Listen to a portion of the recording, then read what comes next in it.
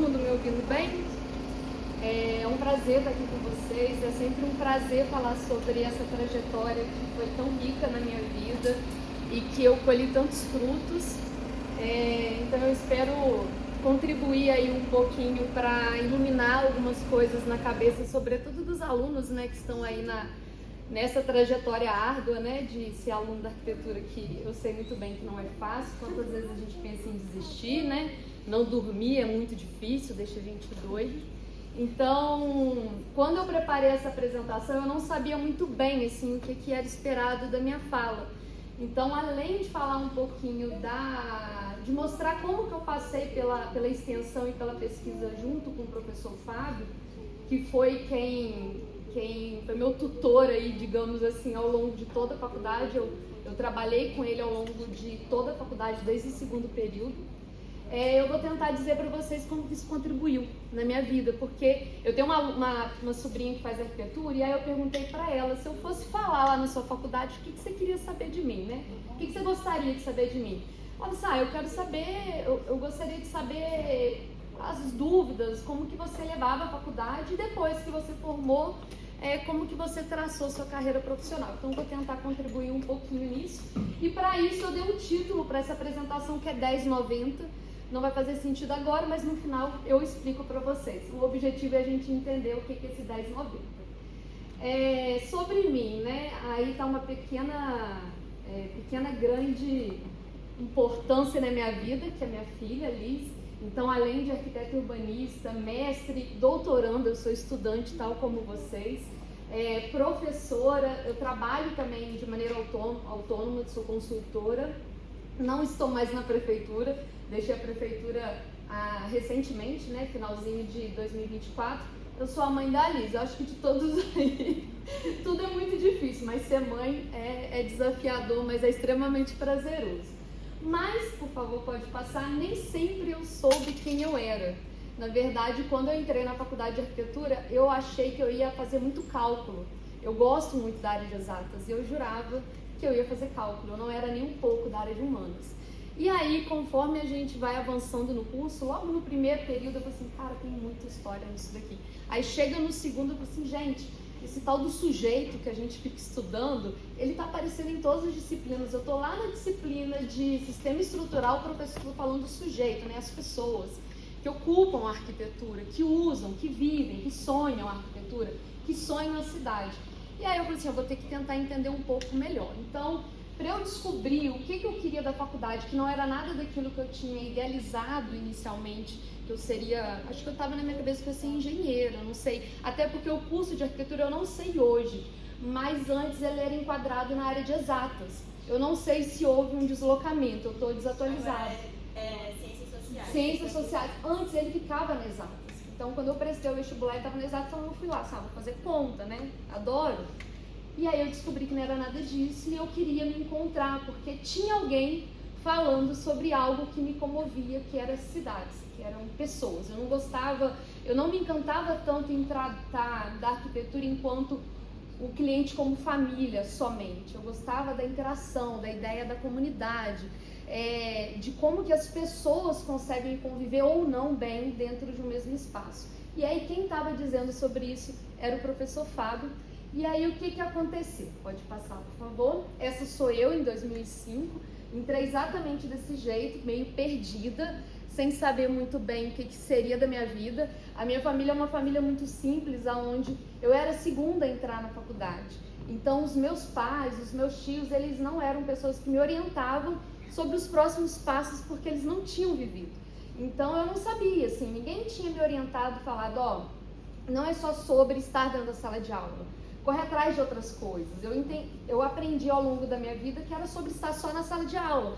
O ensino fundamental, o ensino médio, tudo a gente passa só estando na sala de aula. Ninguém fala pra gente, aproveita, vai viajar, amplia seus horizontes. Essa é uma frase que eu aprendi na faculdade.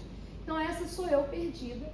E aí quando eu ouvi que alguém estava dizendo algo que me tocava, aqui já sou eu no segundo período, né? A estudante de arquitetura, acho que é bem isso, só quem faz arquitetura sabe o quanto doloroso e maravilhoso mas eu já estava ali morta. E aí eu lembro direitinho que eu parei o professor Fábio no corredor e falei assim, o que é isso aí, esse projeto de extensão aí de fazer plano de diretores por Minas Gerais, aí, Zona da Mata? Como que funciona? Eu posso participar? Aí o Fábio, bem do jeito dele, aparece aí. Tipo assim, para fazer o teste, né? Vamos ver, vamos dar um susto, vamos ver se ela gosta e a gente vê como é que é. E aí desde o segundo período até o final, e hoje tudo que eu colho, eu não tenho dúvida que é sobre essa experiência. Então, o que aconteceu? Entrei no grupo, comecei a participar e aí eu participei de 2 grandes projetos que duraram aí, né, 3 anos, 2 anos, enquanto eu estava na faculdade, que foi o programa de apoio aos municípios, onde a gente desenvolveu planos diretores para 6 municípios, sob a coordenação do professor Fábio, e depois, posteriormente, o projeto de desenvolvimento urbano e rural, com bases sustentáveis, aonde basicamente, resumindo tudo que está aqui, era voltar nesses municípios e auxiliar na implementação do plano diretor. Então a gente desenvolveu, e aí a gente está falando de municípios muito carentes, com uma base técnica geralmente carente também, então a gente volta para auxiliá-los, né, iluminá-los aí sobre como que faz esse documento ter um valor, né, não ser engavetado. E nisso tudo eu não sabia fazer nada, tá? Eu quero deixar muito claro, eu estava no processo de aprendizado e foi isso que ficou muito na minha vida, porque disso tudo aqui é o que eu trabalho hoje, é o que eu gosto de fazer, é o que eu me encanto. Fora isso, a gente tem aí desde 2005 para frente tudo que a gente colhe dessa experiência, porque não basta a gente só ter essa experiência, é muito importante a gente trocar essa experiência com o mundo, né? E aí a gente faz isso através de publicações, através de oficinas, levando a fala, né, trocando experiências, se apresentando para outros municípios. São João não estava no rol dos municípios contemplados aqui e agora está aí, é um projeto, né, que continua. Então, como eu falei, a gente usa disso, né, para gritar para o mundo o que está acontecendo na nossa zona da mata, no nosso país, né, nessa especificidade que ainda é o Brasil, né, um país continental, acho que eu ia falar impossível, mas eu não vou acreditar nessa palavra não, mas que é muito difícil a gente discutir planejamento numa escala tão grande.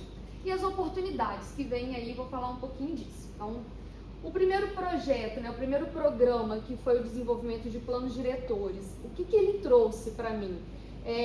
Esse conjunto de imagens mostra para vocês aquilo que eu mais gostava nesse processo, que era lidar com pessoas. Então, essa aqui é a foto de uma das primeiras reuniões comunitárias que a gente fez. Eu lembro de uma reunião comunitária que acabou a luz, estava eu e o Douglas, que foi um integrante significativo demais na equipe, e aí a gente acendeu vela e a gente passava a vela que estava no copo no rosto de quem estava falando. E aí a população contribuía, levava a vela para a gente conseguir ver a pessoa. A gente estava no quintal de uma casa de um cidadão lá de Mar de Espanha. E foi muito simbólico, porque ao mesmo tempo a gente tentava escrever, e aí esse material todo eram materiais que vocês estão vendo ali que auxiliaram numa construção de um plano diretor, que é o principal documento que a gente tem em desenvolvimento urbano da política urbana de um município. Então, de reuniões comunitárias a audiências públicas, onde a gente vai validar com a população esse plano, foi um processo de aprendizado de 2 anos, porque eram vários municípios. Eu estive participando mais de Mar de Espanha, que é uma equipe, nesse caso que quase, acho que todas aí são meninas, mas tinham outras pessoas também. E isso tudo me trouxe a convicção de que eu estava certa, que era com pessoas que eu queria trabalhar, e pessoas, quando eu falo, era no plural, mas no plural mesmo, é sobre cidades, sobre comunidades. O espírito de equipe e saber trabalhar em equipe. Eu sou uma pessoa que eu tenho muita dificuldade em passar o trabalho para uma outra pessoa, eu sou centralizadora e isso é errado. E foi aí também que eu comecei a aprender algumas coisas. Gestão de tempo, porque foi um programa, gente, que era todo final de semana a gente viajava. Então, além de fazer todas as aulas aqui, né, da conta da vida, estágio, enfim, né, sexta-feira a gente viajava, no meu caso, para Mar de Espanha, e a gente voltava só domingo. Era muito puxado. E aí aquela caveira ficou doente, né? Acho que eu tô de maquiagem, se vocês veriam as minhas olheiras ainda acumuladas da época de Mar de Espanha. E aí tá aí os produtos. Eu tenho um orgulho danado de mostrar isso. Acho que vocês já devem ter visto, acho que o Fábio já deve ter mostrado muito esse trabalho para vocês. Mas foi um trabalho árduo, mas que sem dúvida eu aprendi muito mais sobre urbanismo na prática do que dentro da sala de aula, eu não tenho dúvida disso. E é na prática, lidar com pessoas e lidar com as especificidades do nosso território, porque não dá para falar de Brasil, são Brasis, né, que a gente tem aí. Para a gente entender o que é a nossa região, o que é São João, a gente precisa ir a campo. E aí, esse trabalho incrível gerou na sequência o outro programa onde a gente volta para auxiliar na implementação. Aqui foi uma oficina que a gente fez em Mar de Espanha com os professores da rede pública. E aí a gente foi capacitar os professores para eles conseguirem levar um pouco do conteúdo de urbanismo para dentro da sala de aula, para falar desde os pequenininhos até o ensino médio. E também como uma forma de engajar, porque professor falando multiplica, né? A gente costuma falar que professores são sementes aí, né? Eles plantam várias sementes, eles engajam a população para começar a discutir urbanismo na mesa do jantar com os pais e esses adultos virarem pessoas que vão cobrar da nossa política, né? Afinal de contas, começa lá no voto, né? Como que eu faço para escolher bem? Ainda que todo mundo fale que é muito difícil, que está difícil, né? A gente precisa pelo menos saber quem a gente não quer. E aí eu acho que o urbanismo ele auxilia a gente nisso. Ainda que a gente não tenha ainda a pessoa ideal, né? Quem nos represente de maneira plena, a gente precisa saber o que a gente não quer, quem é que tem produzido um território de muitas desigualdades. E a gente tem isso na nossa política. E a gente precisa saber o que a gente não quer pra gente. E aí foi um momento super bacana. E como produto disso tudo, né? Quando a gente chegou no Projeto Rondon já em 2008, já tinha 3 anos, a gente tinha uma bagagenzinha, assim, sabe? Sendo bem humilde, para não falar que eu já tinha, assim, eu me sentia cabeçuda de tanta coisa que eu já tinha aprendido na extensão. E aí a gente foi lá para o norte de Minas, em Santa Cruz de Salinas, uma cidade super pobre, quase isolada no mapa, o ponto mais ao norte que alguns dos nossos amigos já estiveram. E aí a gente também vai capacitar os professores para eles começarem a discutir sobre política urbana no município. Numa tentativa aí de tirar eles desse comum, dessa sensação que muitos de nós temos, né? Que nada vai mudar, que está perdido, o Brasil é derrotado. A gente não pode acreditar nisso. Se eu acreditar nisso, eu não tinha nem por que ter formado. Eu acredito muito na mudança. E essa equipe linda que eu carrego aí no meu coração. Fora isso, outros produtos, né? O Rondon foi um projeto que a gente participou ali, uma duração de 1 mês, assim, foram 2 meses lá, 2 semanas lá, mas teve a preparação, o retorno. Mas fora isso, além de ser um resultado, pode passar, nunca caberia num slide, eu não quero ser muito extensa, tudo que a gente colheu de frutos desses trabalhos. Então foram 5 anos onde a gente teve vários trabalhos sendo apresentados pelo mundo e no Brasil. Então quando vocês veem cada pontinho daquele verde, com certeza está faltando, a voz da Zona da Mata sendo falada para o mundo. Isso é incrível. Poder falar que a gente tem problemas e que a gente está tentando lutar para resolver, é isso. Então, assim, essa produção acadêmica, ela é boa para o aluno, ela é boa para a universidade, mas ela é excelente para a nossa região, para a gente discutir planejamento regional. E aí, são várias pessoas que vocês estão vendo aí, vocês vão ver que mudam, né, nas fotos. Eu lembro que quando a gente começou o plano diretor, era uma equipe de 40 pessoas, sempre foi uma equipe multidisciplinar. Seria um equívoco do grupo, do núcleo, se fizesse uma equipe exclusivamente de arquitetos urbanistas, estudantes de arquitetura, é impossível. E isso também é uma forma da gente ter frutos pessoais maiores ainda, porque a gente conversa quem é da geografia, do turismo, eu vi agora cinema, né? Na nossa época não tinha. Pessoal da biologia, a gente tinha Carla da biologia, pessoal do turismo. Então isso é o que fica de enorme, assim, gigante, para a gente conseguir falar sobre o urbanismo. Porque o urbanismo não é só sobre o curso, né? Mas sim sobre essa multiplicidade do que é o conteúdo sobre cidades. Quero destacar essa foto da camiseta, que foi um produto dentro do plano diretor de Juiz de Fora, que foi a proposta do Parque Linear do Ribeirão São João, em Mar de Espanha. Eu falei, o quê?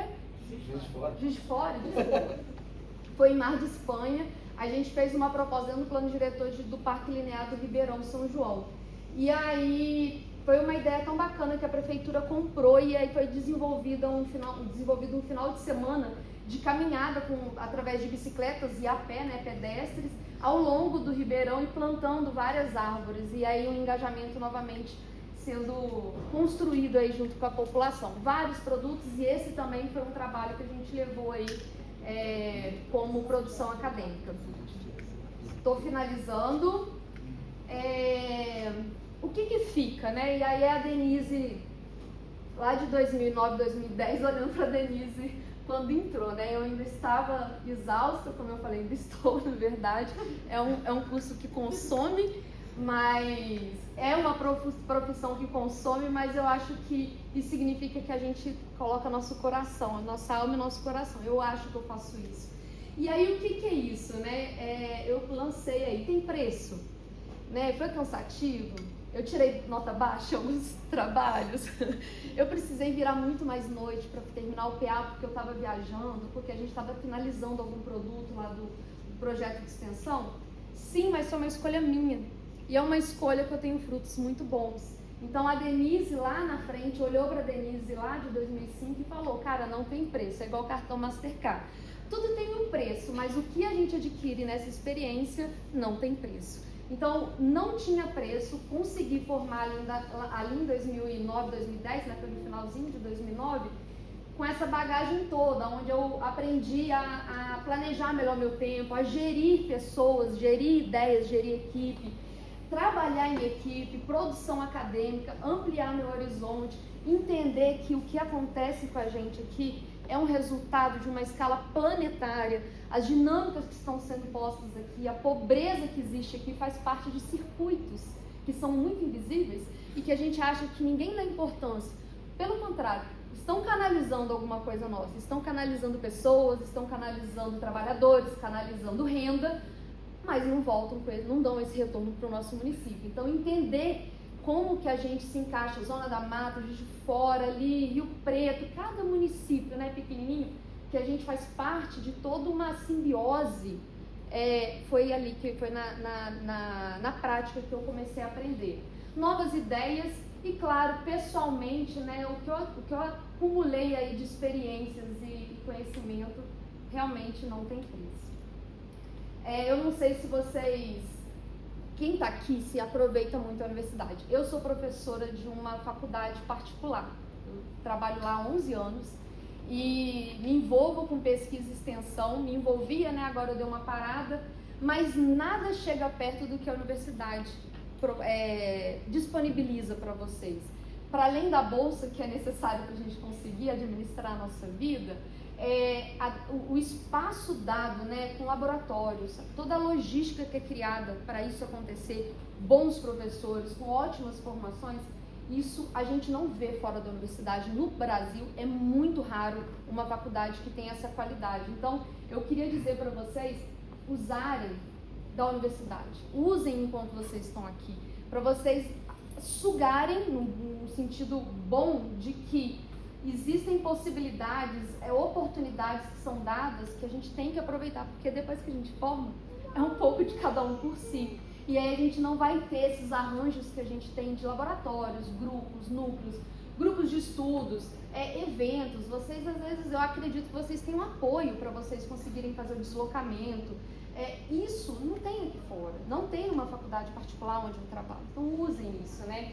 Acreditem muito que, ainda que dê trabalho, ainda que tenha um preço que é pago, quanto mais vocês se envolverem em atividades extras curriculares, mais vocês vão descobrir o que vocês querem. E aí eu vou chegar no ponto principal, que é falar do tal do 1090, né? Daqui a pouco eu falo sobre isso. Eu trouxe aqui rapidamente um pouco do meu histórico, o que aconteceu comigo depois que eu formei, né? Assim que eu formei, na verdade, um mês antes, eu fui chamada junto com a Babi, né, que vai falar para vocês daqui a pouquinho, para trabalhar junto de um programa, de um edital que foi